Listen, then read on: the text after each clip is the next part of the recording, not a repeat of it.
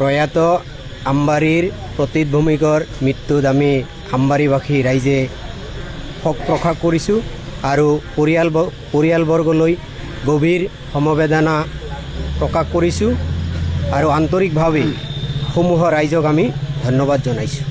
আজি আমি ইয়াৰ জৰিয়তে এই মেছেজ অসমবাসীলৈ দিব বিচাৰিছোঁ যে হিন্দু মুছলমান বুলি কোনো কথা নাই।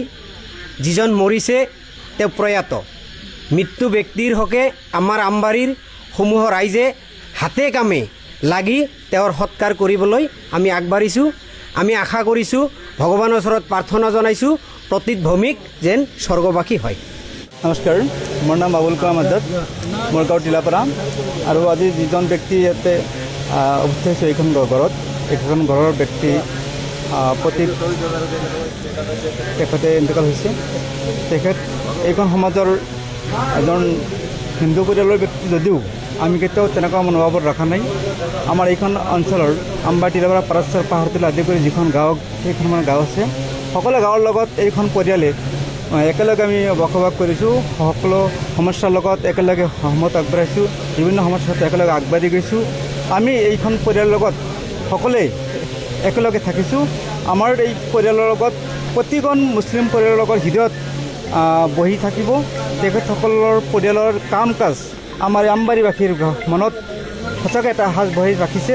আৰু তেখেত বিশেষকৈ যিজন ব্যক্তি ইন্তেকাল হ'ল, তেখেতৰ কাম কাজ আমি সদায় মনত ৰাখিম। আৰু তেখেতৰ মৃত্যু যিহেতু কাম্য হ'বই, কিন্তু আমি আশা কৰা নাছিলোঁ ইমান কম সময়ত তেখেতৰ মৃত্যু হ'ব বুলি। আৰু তেখেতৰ মৃত্যুৰ খবৰটো পাই আমি সঁচাকৈ মৰ্মাহত হৈছোঁ। আৰু তেখেতৰ মৃত্যুত তেখেতৰ আত্মা যাতে সদ্গতি লাভ কৰে, সহগামী হয়, এইখিনি কামনা কৰিয়েই লগতে আমাৰ এই অঞ্চলৰ বা বিশেষকৈ আমাৰ যিটো সামাজিক ব্যৱস্থা বৰ্তমান যিটো হৈ আছে হিন্দু মুছলিম, সেই ভাৱটো যাতে আমাৰ ইয়াত প্ৰভাৱ নপৰে বা পৰাও নাই, ভৱিষ্যতে নপৰে, তাৰ কামনা কৰি মই এইখিনি কৰি মোৰ ধন্যবাদ। আমি আম্বাৰী গাঁৱৰ সমূহীয়া ৰাইজ, হিন্দু মুছলিম আমি আটাই একেলগে বসবাস কৰি আছোঁ। দীৰ্ঘদিনৰ পৰা আমি ইয়াতে জন্মগ্ৰহণ কৰিছোঁ, মোৰো জন্ম ইয়াতে।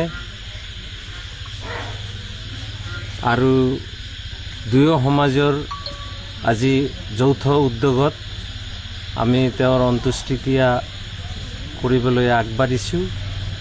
12 ঘৰ হিন্দু মানুহ আছে আৰু 2000ৰো ওপৰত মুছলিম সম্প্ৰদায়ৰ মানুহ আছে।